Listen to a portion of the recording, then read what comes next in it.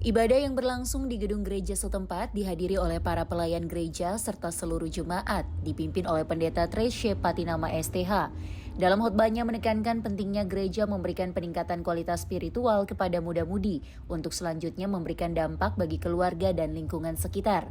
Dalam pesannya turut disampaikan, melalui pendidikan non-formal katekisasi, gereja memberikan pendasaran paling kuat untuk kaula muda memahami gereja secara holistik. Untuk tahun ini, sebanyak 14.986 anggota SIDI Gereja baru diteguhkan di wilayah pelayanan Maluku dan Maluku Utara. Sedangkan untuk jemaat GPM Hila berjumlah 10 anggota SIDI Gereja. Mereka yang mengikuti prosesi peneguhan telah melewati serangkaian pembinaan pendidikan non-formal katekisasi selama kurang lebih setahun. Dalam pengakuan yang diucapkan di hadapan jemaat, para anggota SIDI baru menyatakan kesediaan mereka untuk setia kepada Tuhan, gereja, serta berperan aktif dalam kehidupan bergereja dan bermasyarakat.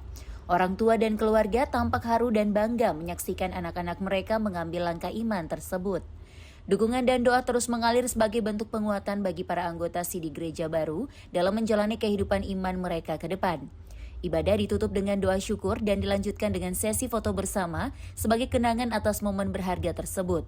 Perayaan ini diharapkan dapat memperkuat iman serta semangat pelayanan generasi muda di Jemaat GPM Hila Tanah Putih, Desa Tawiri, Kota Ambon, Maluku.